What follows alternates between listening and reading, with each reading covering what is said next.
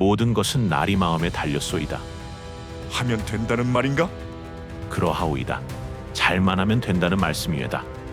그럼 자네가 나를 돕겠는가? 무릇 큰일을 하는 법은 우선 몇 사람을 죽이되 꼭지되는 큰 사람부터 먼저 죽이고는 질풍같이 휘몰아 들어가는 것이외다. 호랑이를 길러두면 반드시 후환이 있는 것이외다. 김종서의 별명이 호랑이이니 권람이 말하는 죽일 사람의 꼭지란 바로 우의정 김종서였다. 이 일을 하려면 세 종류의 사람이 있어야 하오. 첫째는 지략이 있는 사람이요, 둘째는 용맹스러운 사람이니 이 두 종류의 사람은 일을 이루는 데 쓰게 될 것이외다. 그러나 일이란 이루기보다도 지키기가 더 어려운 법이요, 나라를 다스리고 지켜갈 인재는 따로 있는 것이요. 자네는 기회를 잃지 말고 수양대군을 바짝 쥐어서 나를 천거만 하게. 내가 수양을 만나기만 하면 그 뒤부터는 만사가 다 내 손바닥 안에 있으니까. 지략 있는 사람으로는 한 명에만한 이가 없소이다. 나리가 큰 일을 이루시려거든 한 명에가 아니면 불가하외다. 수양대군은 활달하기가 한 고조와 같고 영민하고 용맹스러움은 당태종과 같으니 천명이 그분에게 있음이 분명하네. 지금 그대 가까이 계시거늘 어찌 조속히 건의하여 결단하게 하지 않는가. 한명회가 보낸 편지는 조금도 거리낌 없이 수양대군으로 하여금 왕위를 빼앗으라고 권한 것이다. 이는 권람도 감히 발설하지 못한 바요, 수양대군도 감히 드러내놓고 생각하지 못한 바였다. 오늘 한양에 가야겠네. 이번에 내가 상경하는 것은 일절 발설하지 말게. 수양대군이 비밀리에 나를 부른 것이니까 부인이 무엇을 알까마는 민심이 돌아가는 것을 살피옵건대 천명이 나리께 있는 것이 분명하오. 일을 하는 데는 힘이 으뜸이니 힘을 기르셔야 하오. 나리가 많은 사람을 문화에 모으시면 모인 사람이 비록 모두 하잘것없는 무리라 해도 세상이 다 나리의 세력을 두려워하게 될 것이외다. 일단 나리의 세력이 커지면 마치 천하의 물이 다 한바다로 모여들듯 천하의 인걸이 다 나리 세력을 따라 모여들 것이외다. 한명회의 사랑에 출입하는 무리는 갈수록 늘었다. 그렇게 사람이 많이 드나들어도 의관을 제법 갖춘 위인은 하나도 없고 행색이 하나같이 초라했다. 마을 사람들은 저댁에 웬 사람이 저리 들락거리느냐고 수군댔다. 그러나 이들이 1년도 못 되어 좌명공신이니 익대공신이니 무슨 부원군 하는 대감들이 될 줄을 어찌 알았겠는가. 지금 구독과 좋아요 눌러주세요. 오늘 하루가 행복해져요. 수양대군은 술을 내오라 명하고는 권람과 단둘이 마주 앉았다. 서로 먼저 말을 건네길 바라며 두 사람은 한참 말이 없었다. 여보게, 자네가 내게 할 말이 있지 아니한가? 있거든 어서 하게나. 결국 성미 급한 수양대군이 참지 못하고 은근한 낯빛과 어투로 먼저 입을 열었다. 권람은 주저하는 듯 잠시 눈을 감았다가 답하였다. 모든 것은 나리 마음에 달렸소이다. 하면 된다는 말인가? 그러하오이다. 잘만 하면 된다는 말씀이외다. 그럼 자네가 나를 돕겠는가? 수양대군의 이 말에 권람은 다시 침묵했다. 수양대군은 초조한 듯 권람의 손을 잡아당기며 말했다. 자네 오늘 나와 약속하겠나? 나는 오직 자네를 믿으니 자네가 나를 돕겠는가?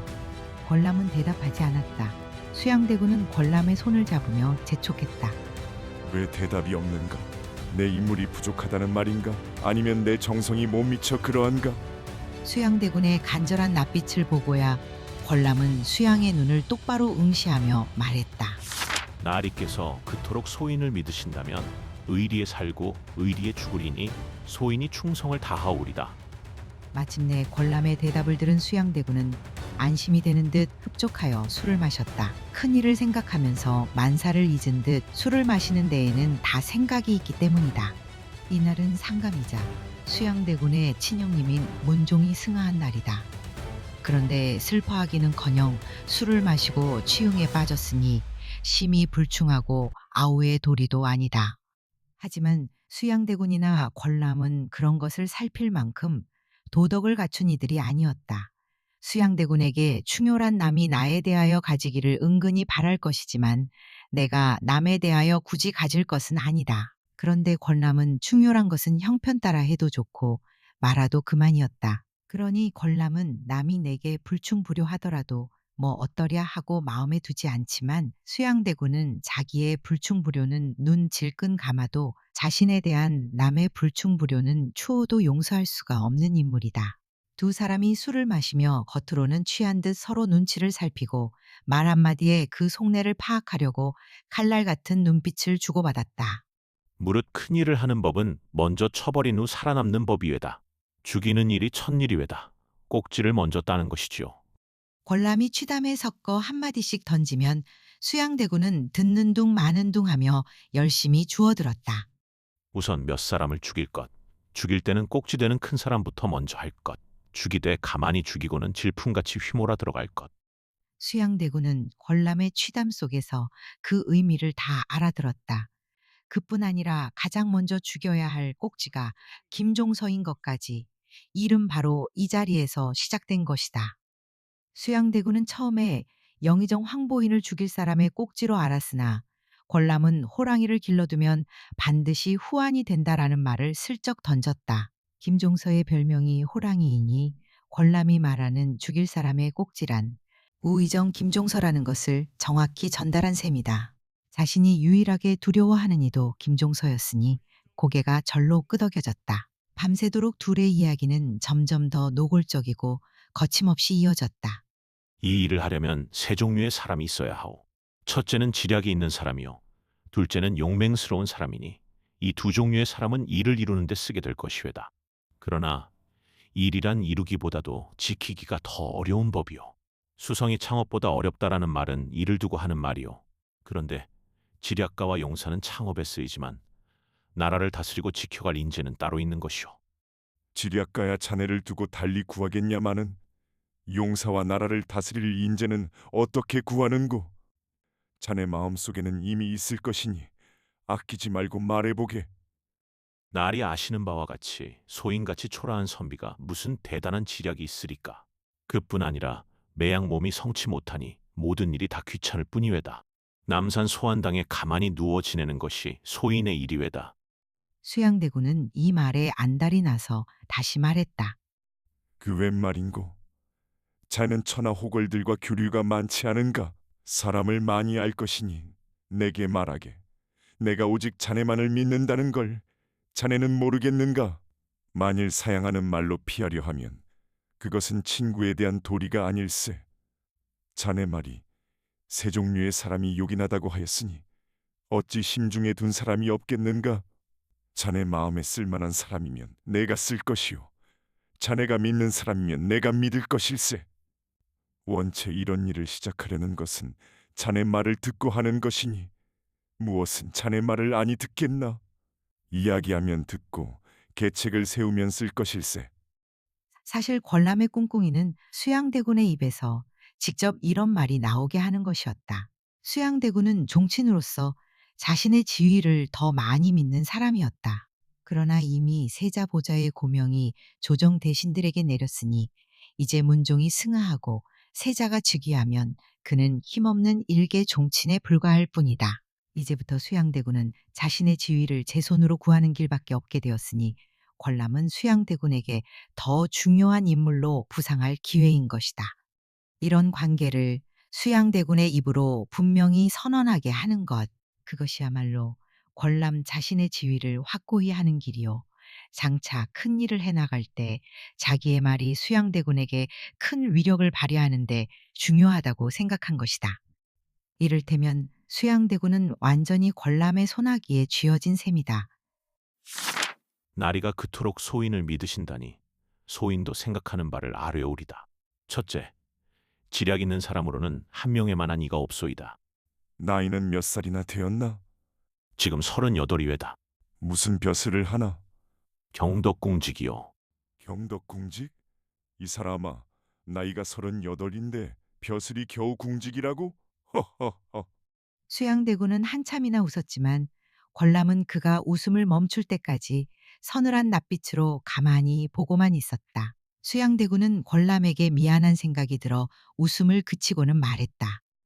그래, 그 한명회라는 작자가 그리 지략이 뛰어나단 말인가? 자네가 그만큼 칭찬하는 것을 보면 범상하겠나마는 어떻게 그리 출세가가 늦는가? 아직도 수양대군의 입 언저리에는 웃음이 넘실거렸다. 권람은 그제야 진중하게 말을 이었다. 한 생원의 재주는 옛날 관중에나 비길까? 지금은 비길 자가 없소이다. 나리가 만일 큰 사업을 이루시려거든 한 생원이 아니면 불가하외다. 이에 수양대군은 곧 사람을 보내 한명회를 불러오라 명하고는 다시 권람을 향하여 물었다. 지금 공경으로 있는 사람 중에는 쓸만한 사람이 없소? 우의정 김종서 하나요. 하지만 김종서는 호랑이인데 호랑이는 길들이는 법이 없소이다. 혹 인연이 있으시거든 정인지를 끌어보시죠. 첫째, 정인지는 명나라 대관 중에 안면이 넓고 지편전에도 최양 이하로 같은 편이 있으니 끌어둘만 하외다. 정인지가 내게 끌릴 위인인가? 수양대군의 말에 권람은 웃으며 말했다. 정인지는 절개보다도 부귀영화를 중히 여긴 사람이외다. 수양대군도 수긍하는 듯 고개를 끄덕였다. 경덕궁직 한명회는 벼슬은 미미하지만 개성에서 알만한 사람은 다 알았다. 그 녀석한테 걸렸다가는 큰 콧대이네. 이 말은 개성 사람들의 한명회에 대한 평이었다. 경덕궁 기와를 벗겨 팔아먹는다. 원나무를 찍어 팔아먹는다 등의 소문도 한명회가 궁직으로 온 지 석 달이 못 돼 나돌기 시작했다. 그 소문은 결코 헛소문이 아니었다. 한명회의 술과 여자, 재산을 탐하는 본색은 이미 이때부터 드러났다. 한명회의 아내는 민대생의 딸로 사위가 넷이나 되는 중에 셋째인 한명회는 다른 동서들에게 업신여김 받는 것은 물론 그 장모도 다른 사위와 같이 귀히 여기지 않고 언제나 쓴 오이 보듯 냉대했다. 한명회가 이렇게 장모와 동서들에게 푸대접 받는 까닭은 여러 이유가 있지만 무엇보다 괴상하게 생긴 용모 때문이었다. 한명회는 칠사각둥이로 태어나 이듬해가 지나서야 비로소 사람 형상이 되었다. 그렇게 자란 명회를 보고 영통사의 늙은 중 하나가 뾰족한 빛이 귀히 될 징조라고 했다. 어쨌든 날 때는 몸이 성하지 못했고 자라남의 괴물 같았지만 재주도 있고 엉큼하여 범상치 않게 보는 사람도 있었다. 일찍이 조실부모하여 그 종조부 한상덕이 데려다 길렀는데 이 아이는 우리 집안에 천리지 마라 하였다. 이는 집안을 빛낼 자손이라는 것이다. 민대생이 그를 사위로 삼은 것도 그를 범상치 않게 본 까닭이었다. 훗날에 그를 미리 보건대 그가 칠삭동이로 태어날 때 도덕인이 윤리는 어딘가에 빠뜨리고 나온 건 분명했다. 명예는 집을 이루지 못하여 아내는 처가에 맡겨두고 이따금 생각나면 가서 만나고 자기는 이 사랑 저 사랑으로 돌아다녔다. 그 중에 가장 많이 가 있던 곳이 권람의 집이다. 한명회는 권람의 집을 제 집처럼 드나들었고 그 집에서도 명예를 한 집 식구로 알아서 밥상을 챙길 정도였다. 명예가 돌아다니는 곳을 아는 사람은 아무도 없었다. 절친한 권람도 명예가 사귀는 사람을 다 알지는 못하였다. 다만 가끔 권람의 집 사랑을 찾는 사람들의 몰골을 보아 그가 한량 점술인과도 사귀는 걸 알 수 있을 뿐이었다. 한 번은 권람이 물었다. 여복의 자준이 자네 무슨 도수를 배우나? 왜? 내 눈에 신기한 빛이 보이는가? 자네 눈에는 신기는 모르겠으나 귀기가 있네. 그 무슨 소린고? 귀기가 있다니. 내 눈이 이래 보여도 천강성 정기를 받은 눈이야. 자네 눈보다는 훨씬 나을 것이네. 또 한 번은 명회가 어떤 점술객 하나를 데리고 권람의 집에 왔다. 그 점술객은 권람의 관상을 보더니 말했다. 10년 이내에 정승으로 임명받으시겠소. 그러고는 생뚱맞게 일어나 권람에게 절을 하는 게 아닌가. 그 말에 권람도 얼떨결에 일어나 마주 절한 일이 있었다. 그 점술객은 수년 내에 조선에 큰 정변이 일어날 것이고 인명이 많이 상할 것이며 그 일을 맡을 사람은 한명회와 권람 두 사람이 되리라 했다. 그는 한명회에게 말했다. 귀하시기로 말하면 영의정을 30년은 지내시겠소만 눈에 살기가 가득하니 인명을 많이 해야겠고 혹여 칼로 인한 재난이 있다고 할 것인데 생전에는 염려 없소이다. 이날 두 사람은 비록 젊게지만 깜깜한 어둠 속에서 밝은 소식을 들으니 마냥 좋아서 온종일 술을 마시고 즐겼다. 그리고 그날 두 사람은 의형제를 맺었는데 조선왕조 실록에 따르면 조선의 관포지교라 불릴 정도로 둘의 사이가 매우 돈독했다고 한다. 상감만 승하면 세자궁은 어려서 반드시 수양과 안평이 무슨 일을 내고야 말 것일세.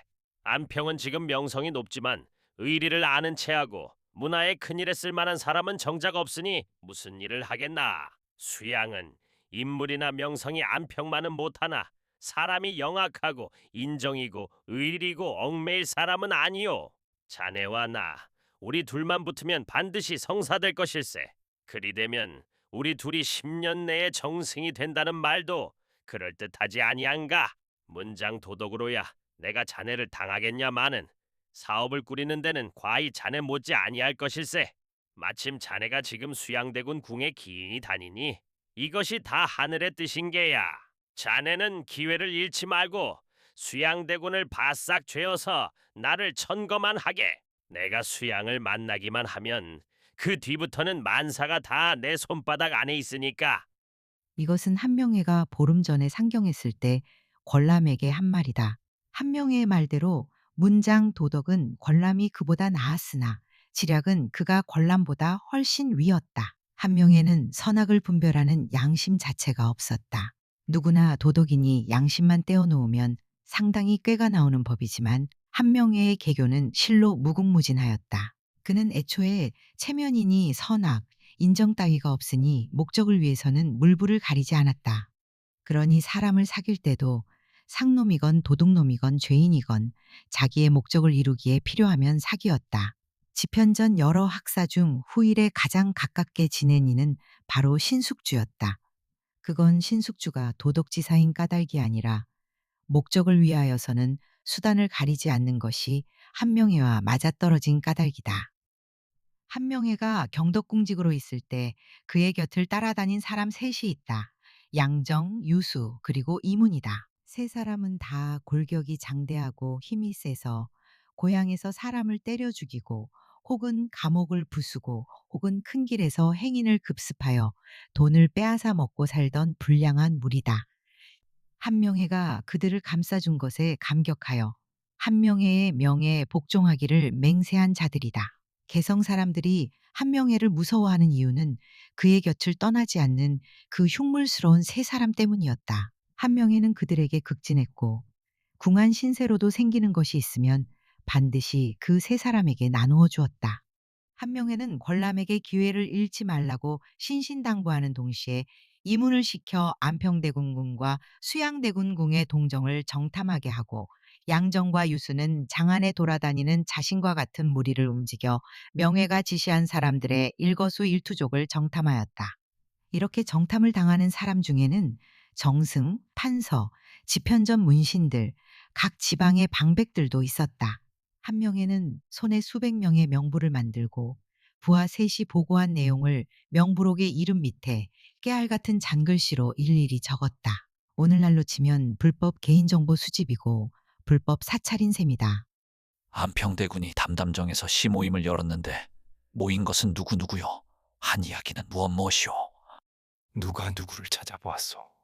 어느 벼슬이 갈리고 누가 물망에 올랐소? 그런 것은 알아서 다 무얼하시오. 양정이나 유수가 물으면 명예는 심심풀이일세. 하고 웃거나 내가 장차 염라대왕이 될 테니까 모두 알아두는 것이야. 하기도 하였다. 얼마 전 단오날 개성의 벼슬아치들이 만월대에서 잔치를 베풀고 즐겁게 놀다가 그 끝에 누군가 말했다. 우리는 다 친구로서 같이 옛 서울의 벼슬을 사는 터이니 오늘을 기회로 개를 모아 오래 두고 서로 사귐이 어떠한가? 이에 모두 찬성하니 한명회도 한마디 거들었다. 그거 좋은 생각이요. 나도 넣어주시오. 그러나 모두 입을 비축거리며 끼워주자는 이가 없어 톡톡히 망신을 당했다. 한명회는 아무에게도 말하지 않고 언젠가 반드시 분풀이하겠다고 맹세했다. 하지만 한명회가 말하지 않아도 그날의 일은 장안에 쫙 퍼졌다. 오직 이 말을 듣고 분하게 여긴 이는 양정과 유수, 이문 세 사람뿐이었다. 이들은 펄펄 뛰었지만 한명회는 웃으며 태연하게 말했다. 잠깐만 참으소. 다 그럴 날이 있네. 참기는 언제까지나 참으란 말이오. 이러다가는 밤낮 마찬가지지. 바로 이때 문종대왕이 승하하고 세자궁이 즉위했다는 소문이 개성에 들려왔다. 한명회는 이 소문을 듣고 앞불싸하고 발을 굴렀다. 이 사람이 결단이 부족하여 거참. 그는 세자궁이 즉위하기 전에 수양대군으로 하여금 왕위를 계승하게 하고자 했다. 그때 자기가 특별한 공을 세워 공신이 될 생각이었는데 벌써 새 임금이 등극하였으니 모두 틀어진 것이다. 한명회는 하룻밤을 이리저리 궁리하다가 새벽에 편지 한 장을 써서 한양의 권람에게 보냈다.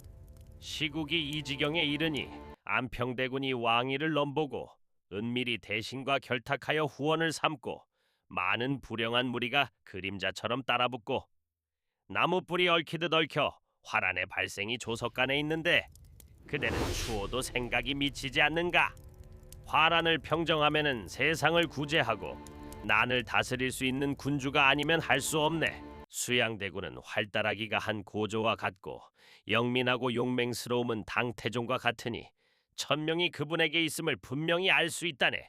지금 그대가 가까이 모시거늘 어찌 조속히 건의하여 결단하게 하지 않는가?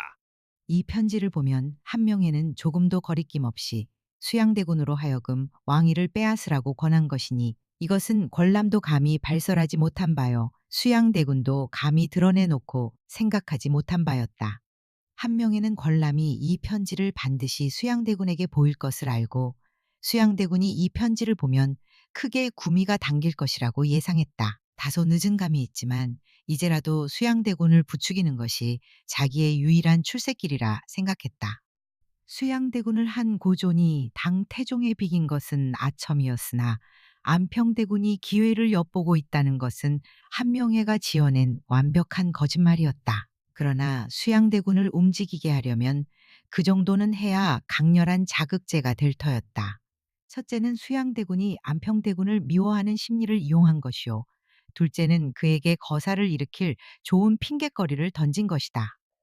안평이 왕위를 엿보기로 부득이하여 수양대군이 안평대군과 조정의 무리를 영모로 엮어 제거하고 정권을 잡기만 하면 거의 성공하는 것이다. 그 후의 일은 더 되면 좋고 안 되더라도 자신은 이조판서 한 자리는 떼어놓은 당상이라고 생각했다.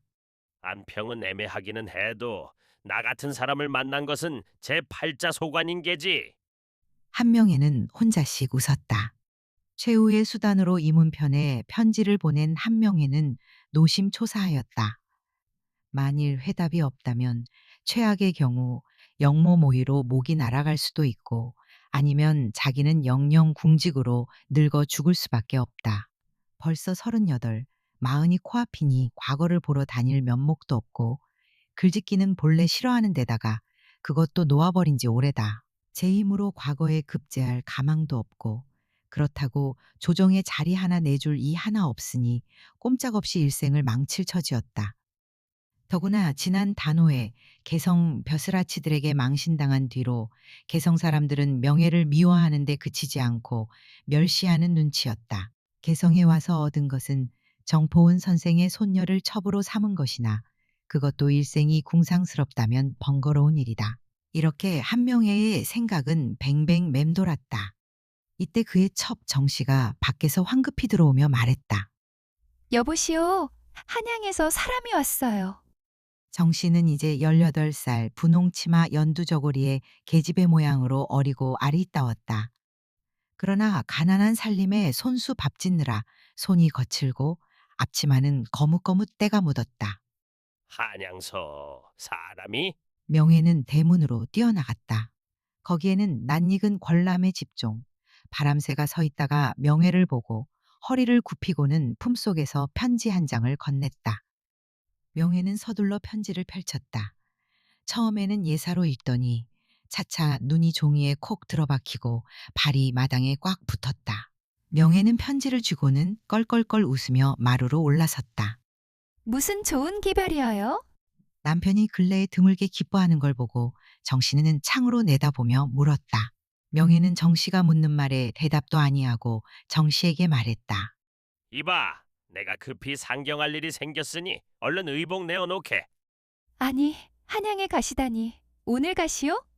명혜가 사랑에 들어오는 것을 보고 양정과 유수는 장기판을 밀어놓고 명혜의 자리를 내었다. 명혜의 얼굴에는 시치미를 때려 해도 숨길 수 없는 기쁨이 번졌다. 한양서 무슨 기별이 있어? 명예는 양정이 묻는 말에도 의기양양하여 대단히 바쁜 듯 벽장문을 열었다 닫았다. 오늘 한양에 가야겠네. 아니, 무슨 급한 일이기에 날이 저무는데 길을 떠나신단 말이오? 엊그제 국상이 났어도 어명이 내리실 리도 만무한데. 양정이 빈정대며 말하는 것을 유수가 곁에서 농담 반, 신세 타령 반으로 손에 든 장기짝을 딱딱거리며 거들었다. 어디 한양 가까운 능참봉으로나 승차하여 가시오. 그러면 한양 구경이나 하게 우리도 데려가오. 하늘을 올라야 별을 따고 한양에 가야 과거를 한다지 않소. 한양 가까이라도 있어야 뭐라도 생기지. 개성 구석에서 도깨비 모양으로 궁 기와장이나 굴리고 있으면 100년을 가봐야 신통한 구석이 있겠소. 명예는 두 사람을 노려보고는 일어나려다가 다시 앉으며 말했다. 이번에 내가 상경하는 것은 일절 발설하지 말게. 수양대군이 밤을 도와 올라오라고 나를 부른 것이니까 아마 무슨 큰일을 의논하실 모양인데 양정이 자네는 나와 같이 오늘 떠나고 유수 자네는 집에 있게. 생각건대 내가 이번에 한양 가면 다시 개성에 오지 못할 듯하니 이문이 오거든 같이 식솔들 데리고 한양으로 올라오게. 내가 가는 대로 곧 기별할 테니. 한명회는 양정을 데리고 그날로 집을 떠나 한양으로 향했다.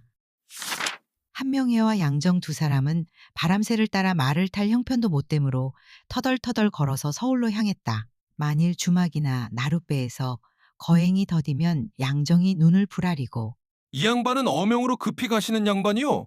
하고 호통을 쳤다. 이 사람아, 어명을 함부로 쓰다가 목 달아나려고 그러나? 단둘이 되었을 때 명예가 책망하면 양정은 어깨를 으쓱하며 말했다. 한 번 그랬으면 오죽이나 좋겠소. 홍재원에는 이문희 임마를 데리고 마중 나와서 기다리고 있었다. 한명회와 양정이 음력 5월도 다 지난 염천에 땀을 뻘뻘 흘리고 먼지투성이가 되어 앞서거니 뒤서거니 허덕거리고 오는 것을 보고 이문희 한마장이나 마주 나아가 맞았다.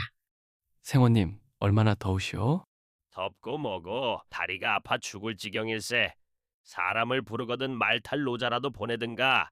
5, 6월 염천에 이거 어디 살겠나? 한명회가 나무 그늘에서 볕을 피하며 연신 부채질을 한다. 이문은 손을 들어 홍재원을 가리키며 저기 수양대군 궁에서 임마가 나와서 아침부터 기다리오. 말이 두 필의 안장이 어른어른하고 발 등자까지 은이오. 전배 한 쌍, 구종 한 쌍에 수령행차 이상이오.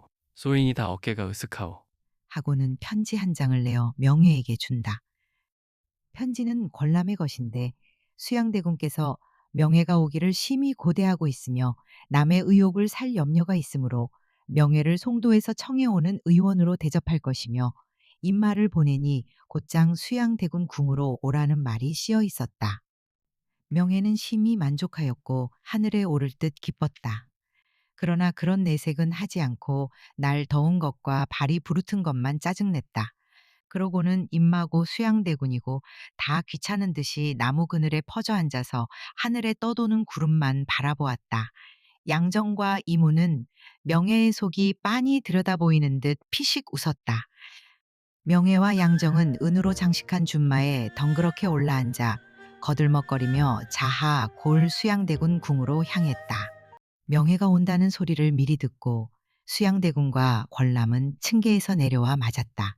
명예의 초라한 행색이 땀이 배고 먼지에 젖어 더욱 초초하건만 일부러 기고만장한 모습을 내보였다.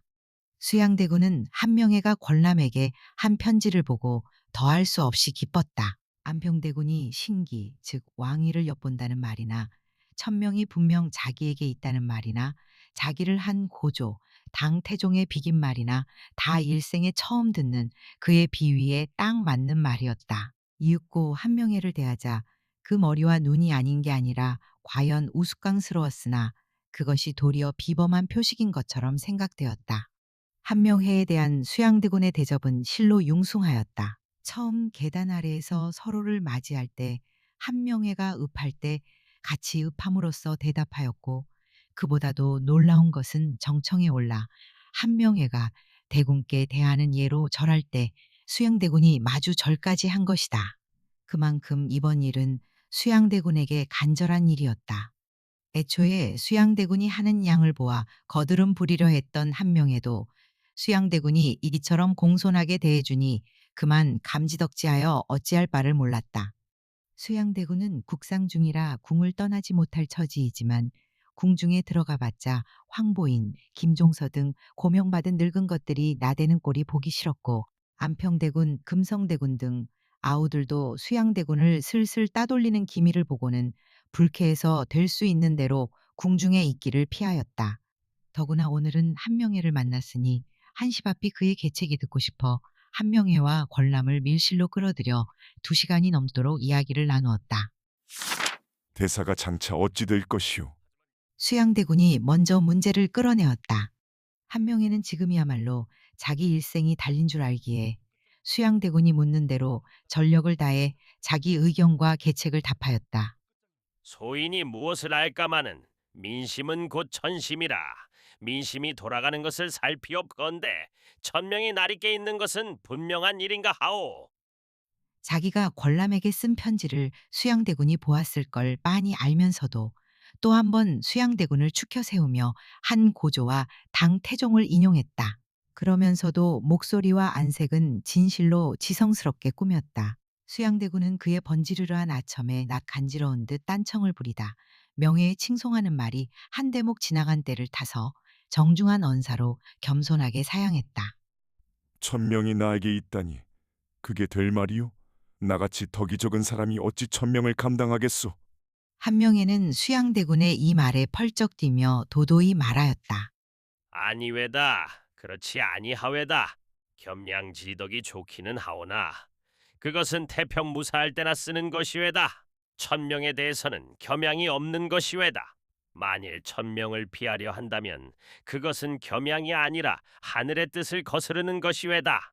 태조대왕께서 창업하신 간난을 생각하시거나 백성들의 갈망을 생각하면 겸양하시는 것은 옳지 아니하외다. 원형이정으로 말씀드리면 문종대왕께서 승하하옵시면 나리께서 상주가 되셔야 할 것인데 그리 안 된 것은 황보인 김종서 무리의 간계에서 나온 것이외다. 어찌하여 왕세자를 두고 자신이 상주가 되어야 한다는 것인지 수양대군 자신도 알 수 없었다. 그러나 한명회의 말은 한마디 한마디가 마치 제 속에 들어오기라도 한 듯 제 할 말을 대신해 주는 것 같았다. 특히 자신이 상주가 되어 왕위를 계승하는 것이 원형이정이란 말은 마음에 쏙 들었다. 그러나 수양대군은 도리어 송구한 빛을 보이며 말했다. 그것은 지나친 말이오. 세자공이 계시니 세자공이 상주 되옵심이 마땅하고 나는 오직 충성을 다하여 어리신 상감을 도울 수 있을 뿐이오. 어찌 털끝만큼이라도 다른 뜻이 있겠소. 오직 걱정되는 것은 황보인 김종서의 무리가 안평을 떠받들고 나란 일을 그르치려 하는 것이니 그것을 막을 계책을 내게 말하오. 수양대군의 이 말에 한명에는 마른 하늘에 날벼락을 맞는 것 같았다. 아뿔싸, 수양대군에게 한수 졌구나. 한명에는 고개를 숙였다. 까딱하면 모가지가 날아갈지도 모른다. 명예는 수양대군의 진위를 의심하지 않을 수 없었다. 수양대군이 왕의 자리를 엿본다고 생각한 것은 내 오판이던가. 그는 과연 주공이 성왕을 돕던 옛 일을 본받으려 하는 충성밖에 다른 뜻이 없었던가. 그렇다면 내가 오늘 말한 것은 큰 실수다. 역모가 되는 것이다. 한명회는 잠시 후회하였다. 그러나 그만한 일에 움츠려들 한명회가 아니다. 그는 묘책을 내어 수양대군을 걸어보려 하였다. 첫 수는 졌지만 둘째 수에는 자기가 이길 것이라 믿었다. 그야말로 건곤일척의 결심으로 명예는 자리에서 벌떡 일어나며 소인 물러가오. 하고 한 번 읍하였다. 명예의 용모와 눈지에는 실로 비장한 빛이 돌았다. 이 뜻하지 않은 행동에 권람이 먼저 놀라서 명예의 소매를 잡았다. 이 사람, 이게 무슨 일인가? 왜 이러시는가? 명예는 권람이 잡은 손을 뿌리치며 말했다. 아니, 나를 붙잡지 말게. 선비의 행색이 한번 말을 내었다가 용납이 되면 머물고 용납이 아니 되면 물러가는 법이야. 나는 원래 세상 일에 뜻이 없는 사람이야. 부귀와 공명이 내게 뜬구름이로세. 세상에서 숨어 가만히 유유자적하는 것이 나 같은 이의 본색이거늘.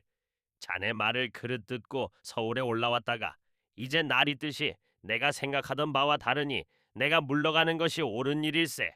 다시 수양대군을 향하여 소인 물러갑니다. 하고 두어 걸음 문을 향하여 나갔다.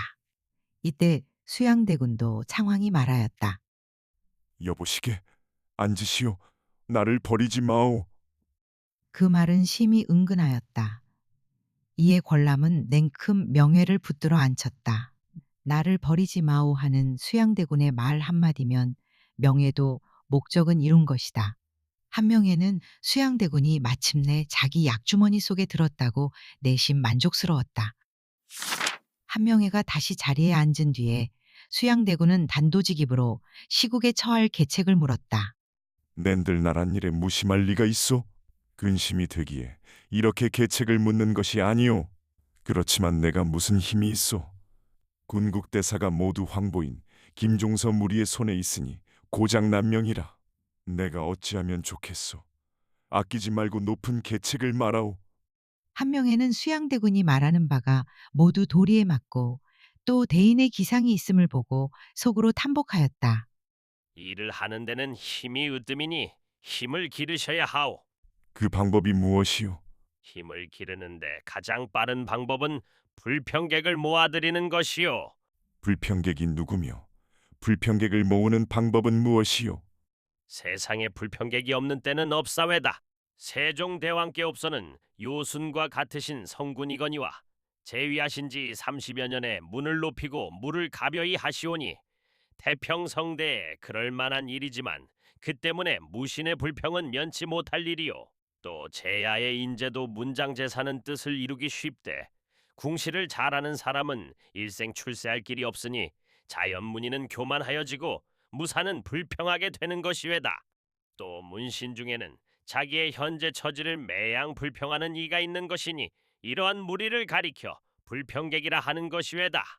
한명회가 그 좋은 언변으로 기운차게 말하는 동안 수양대군은 혹은 눈을 감고 혹은 눈을 뜨고 혹은 고개를 끄덕끄덕하고 혹은 무릎을 치며 명예의 말에 탐복하는 기색을 보였다. 그런 수양대군을 살피며 한명회는 불평객을 모아들이는 구체적인 계책을 말하였다.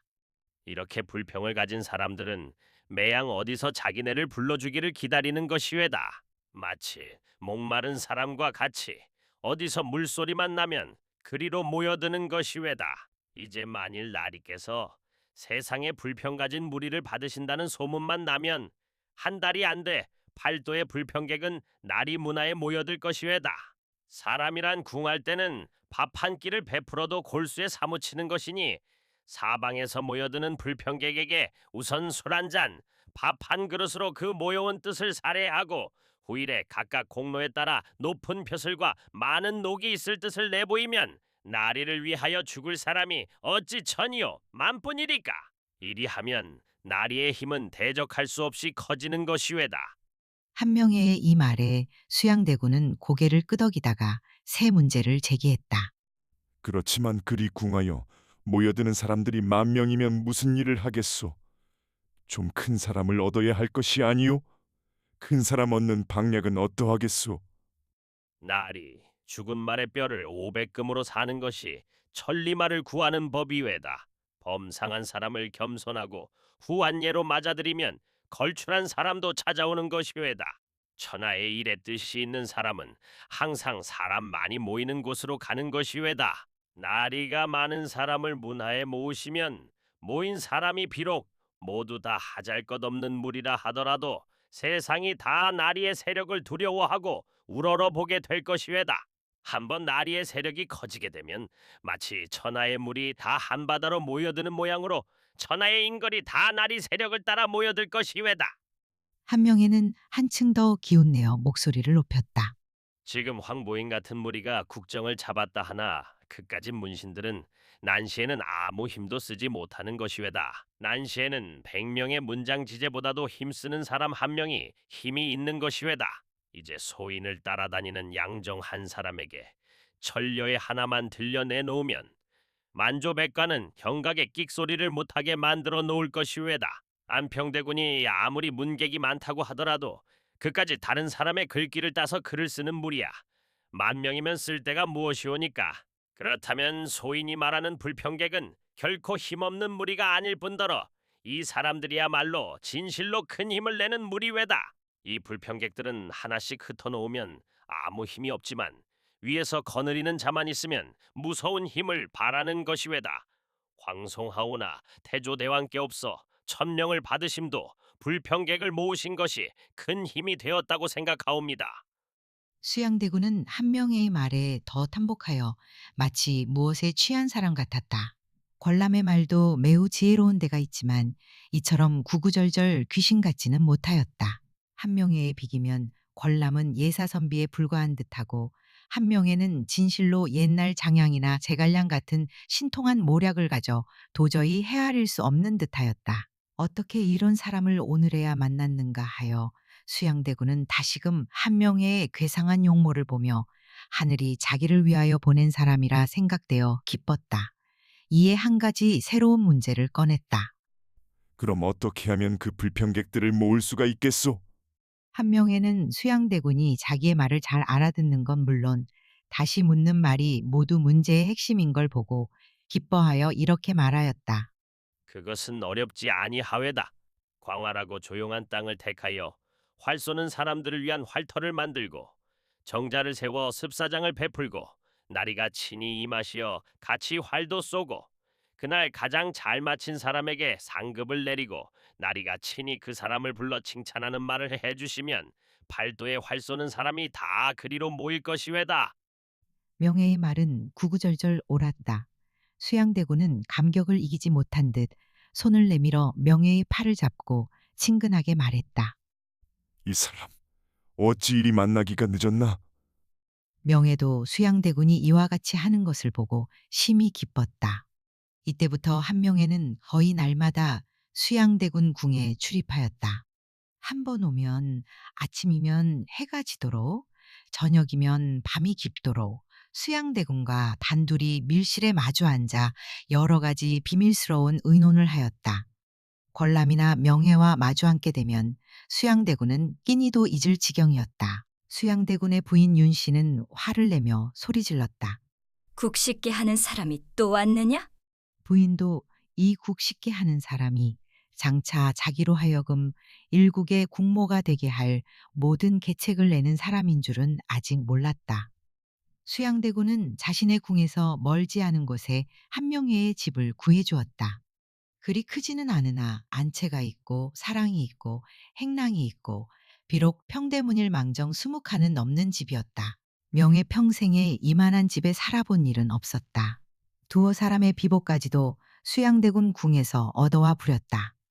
양식과 나무와 창거리도 부족함이 없고 안방에는 큰 마누라 민씨, 건넌방에는 애첩 정씨를 두고 거두먹거리며 살게 되었다. 사랑에는 예나 다름없이 양정과 유수가 문객 모양으로 유숙하며 낮잠과 장기로 세월을 보내거나 그렇지 않으면 눈치 불량한 무리가 모여 수군거렸다. 후에 홍달손이 이에 합류했다.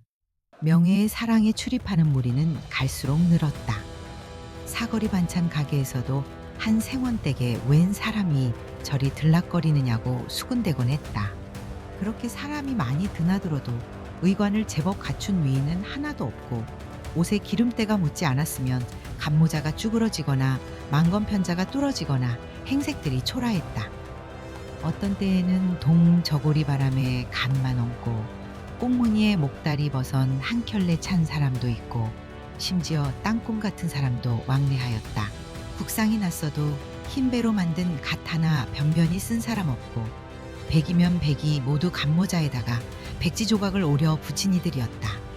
그러나 이들이 1년도 못 되어 좌명공신이니 익대공신이니 하여 무슨 부원군 하는 대감들이 될 줄을 어찌 알았으랴. 원영이정이니 천명이니 자의적으로 막 끌어다 붙입니다. 당태종, 한 고조 운운하며 수양대군의 비위를 한껏 맞추는 아첨도 양념처럼 솔솔 뿌리고 그럴듯한 언변으로 수양대군을 뒤흔들고 자신의 출세를 위한 도구로 삼은 한명회. 그 지략, 전략, 영락없는 사기꾼의 그것을 꼭 닮았습니다. 자신이 가고자 정한 길에 깔린 걸림돌을 제거하기 위해서라면 거짓말은 기본, 대상이 돌멩이인지 사람인지 안중에도 없습니다. 전략가니 킹메이커라 하는데 왕위를 탐내는 자들은 어떨지 모르겠으나 전 그저 희대의 사기꾼이자 경계성 위험 인물이 아닌가 싶습니다. 여러분은 어떻게 생각하세요? 지금 구독과 좋아요 눌러주세요. 오늘 하루가 행복해져요.